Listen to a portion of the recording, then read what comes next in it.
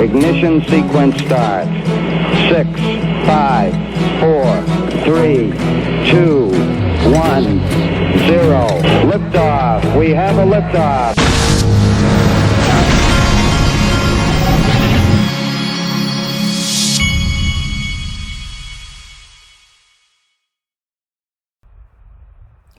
Hey everybody, this is the Digital Asset Investor, and I've got to get this video done early because any minute now I'm going to have a 9-year-old in my office telling me I've got to go get him McDonald's.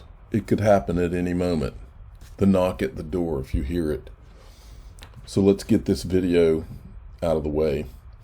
I want to remind everybody before we get going, Clinton Donnelly's one of my sponsors. He's with Crypto Tax Audit. He is a crypto tax expert, and he can help you if you're worried about or you could possibly be audited. He's got 2 packages: early warning for basic coverage and the audit defense, which is his most popular package, and it's got audit monitoring. You can see here all the things you can get. So go check this out. He's at I'll put this link in the top of the description. It's cryptotaxaudit.com.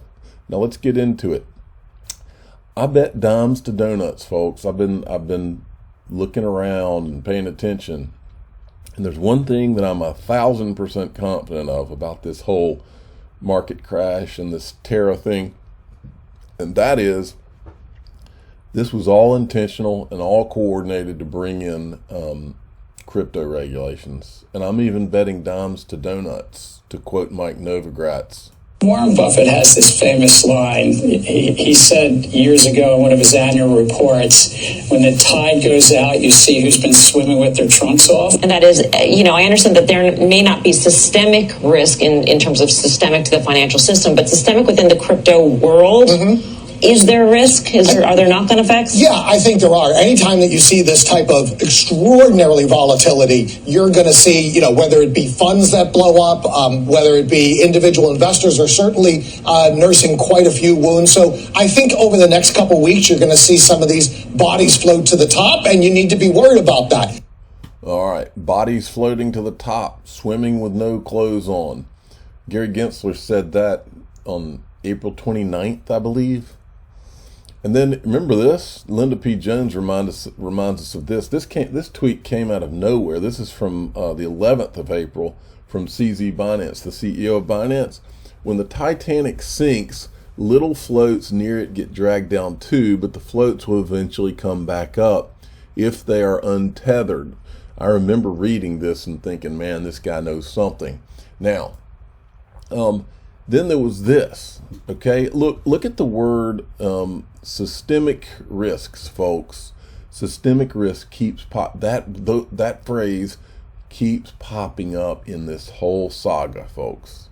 Systemic risk. You'll hear Janet Yellen talk about it. Systemic risk, and it's almost like this was all designed to scare everyone, to make them think about systemic risk, and then hey, here we're the regulators here to save the day.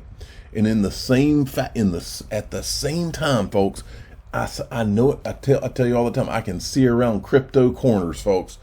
At the same time, it is not a coincidence that they're all in a coordinated fashion trying to bash Coinbase and scare everybody about Coinbase, because there's 2 things they want to accomplish: A, bring in regulations, and B, hand off crypto to the ones you can trust, Wall Street, because that's been the whole reason for the war, is that Wall Street doesn't want to lose their power. That's why Gary Gensler is there, to hand this off to Wall Street. Well, what do you have to do in order to send everybody running into the arms of JP Morgan and Goldman Sachs? You got to point at the Coinbases of the world, all these startups. They don't know anything about finance. They're not safe, right? And you got to scare people away from those. This is all by design. Make no mistake. This was run on CoinDesk on April the 20th, folks. They did a whole segment on systemic risks in the Terra Luna ecosystem. Had a professor on there. I don't even have to play it. This was on April the 20th. This right here's interesting.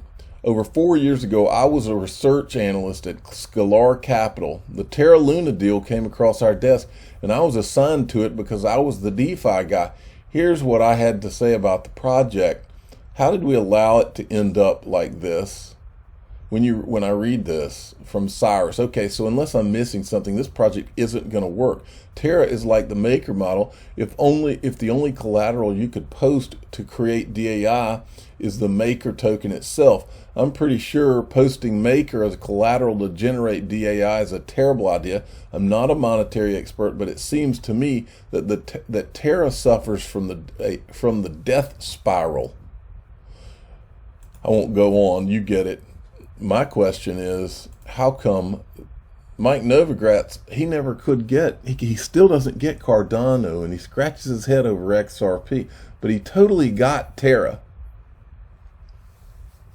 He totally got Terra. And folks, I'm not bringing up Mike Novogratz to pick on people who were the victims of Luna. That's not what this is about at all, folks. This is a guy who intentionally was for years now, and I could smell something dirty in it all along. For years, every time something good happened for XRP, the guys like him come out and all of a sudden start going on CNBC. And I just don't understand it. I was shorting it and saying things like this. Now look, folks, I'm 48 years old. I've got a finance degree. I've got an MBA. I was a financial advisor. I'm not now, at Morgan Stanley back in the day. I'm not a dummy. You're not dummies. There's a reason that the XRP army is bigger than any of these things. It's because we're the adults in the room. We're not stupid. And so when Mike Novogratz for 8 years is going out and I'm watching him talk about how he just doesn't understand XRP, everybody else understands it. The IMF and all these people that Brad Garlinghouse was meeting with, everybody understands it, but he doesn't understand it. Well, that's red flag city, folks. And then when the only things that make you, my dad told me, my dad, who is the official father of the Digital Asset Investor channel, he's told me 1,000 times, I always made money investing in things that made sense. Bitcoin, proof of work, Ethereum, proof of work, and all the things around them have never made sense. What has always made sense, XRP's always made sense, XLM's always made sense, Cardano's always made sense. And these are the things that he goes after, which tells me something else. And I won't get into what my thoughts are on what's really going on. But it's something has always smelled really bad about what his motives are. So for that reason, I'm calling him out on this issue. Hey Novogratz, he was the lead investor in Terra. Hey Novogratz, when did you sell your Luna? You don't understand well, let me play you the video. This is him talking about Ripple. He just doesn't understand. What do you make of the big move in XRP that we've seen recently? I wish someone could explain it to me. So you don't get it either? Now, that's key too. Remember, who is it that's been trotting all of these Bitcoin, Ethereum people? That's all that CNBC will talk about. They've been putting them on. We had to kick and scream to get them to even show XRP on the screen. These people have been a part of the thing all along, folks. And so it's not insignificant when she says, so you don't get it either. This has all been a freaking coordinated thing, folks. Make no mistake about that. Listen to her again when I just don't get it. Everything is like it's being teed up all the time. In XRP that we've seen recently. I wish someone could explain it to me. So you don't get it either. They're building a great business. They all get Luna. They just don't. They can't figure this out. This is crazy. Full disclosure, we're close to a 1% owner of Ripple, the company. Yeah, this is another common theme that I've heard over the years is that we own some Ripple and we understand the company. We just don't understand the token. We understand Consensus, the company, and Ethereum, the token, but we just can't get our mind around Ripple and XRP. Just Ripple. We can get our mind around that. Almost as if a lot of people bought equity so that they had plausible deniability when they went after XRP. Almost.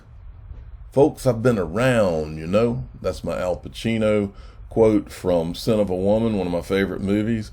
Then listen to what he says as one of the reasons he doesn't understand XRP. Coin, but the company's building a great business. They've got a good story. When something jumps 3x, I don't understand. It's a short squeeze to a degree. Okay. He doesn't understand it when something goes 3x. How much did Luna go up? I believe he was the lead investor, so you have to assume that he got his Luna at way below pennies. How many times Luna? I looked at Luna's. I looked at their high, and it was somewhere from what I could find around $119.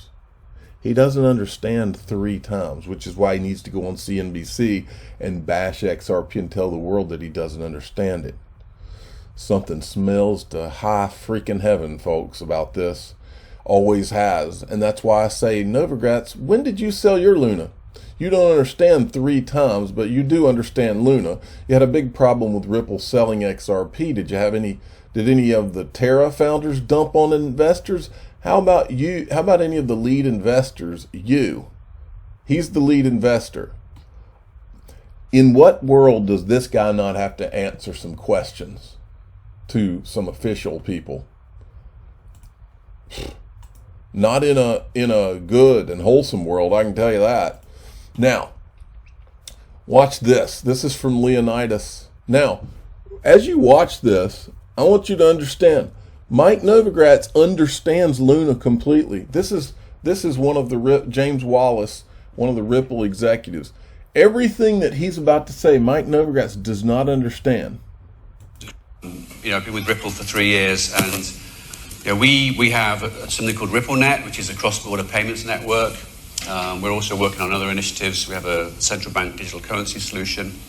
But in terms of the use of crypto, XRP, which is the crypto that we tend to use, is used on a regular basis, and there's billions of dollars being transacted the whole time, using that as a what we call a bridge currency. So between one fiat currency and another, the network enables connectivity fiat to fiat, but also increasingly, and I would say the majority of our customers now are moving towards using crypto for cross-border. It's cheaper, it's faster, there's no need to pre-fund accounts like you have in the traditional correspondent banking model. And by the way, CNBC did an entire promo, which I can show you. I was just thinking about this while I was listening to this. CNBC, who, the girl, Melissa, whatever her name is on CNBC Fast Money in that clip with Mike Novogratz, CNBC, which I'll show you in another video, before this Terra debacle, CNBC did an entire clip on Terra Luna and how they were going to be backed by Bitcoin and all this stuff. They did an entire thing on it. They totally got that. She just she doesn't understand XRP. You see what's going on here, folks? You see what continues to go on? I think central bank digital money will definitely happen. I mean, it's already happening. Congratulations to Nigeria and a few other countries. We're working on projects that are pilots prior to going live, so not proof of concepts. I think proof of concepts should be a thing of the past now. And the big question really, I think central bank. All right, I think there may have been one more clip. Let me see. I think there was one more. There you go. Retail CBDCs. I don't think it's not just about payments either. One of the things, we're working with a country called Palau, which is a very tiny country in the Pacific Ocean. They're a dollarized country. They don't have, therefore, a central bank, but they wanted to have their own currency for a whole series of different use cases. So we're working with them to issue what I think will be the first government-issued and regulated stablecoin.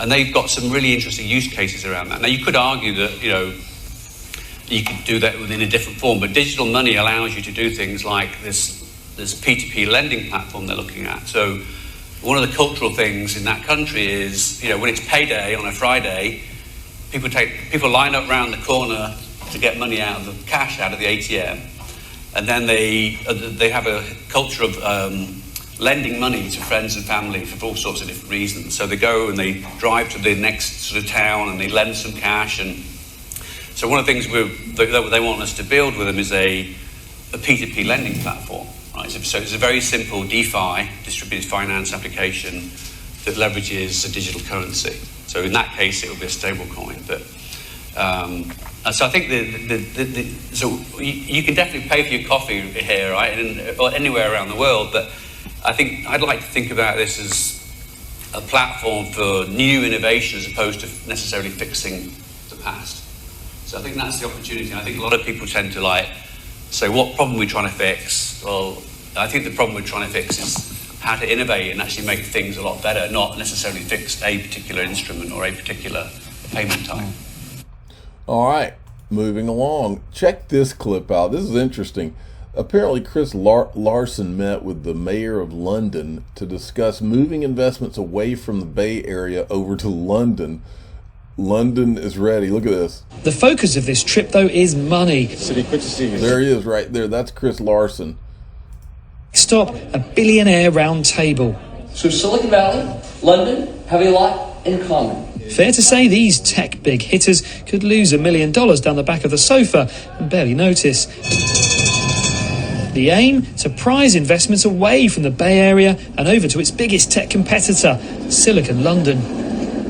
The view may be more spectacular, but in truth, more and more venture capital has been flowing London's way in recent years. And the mayor promises as more and more investment comes, tens of thousands of jobs will follow. This is what happens in Gary Gensler's America.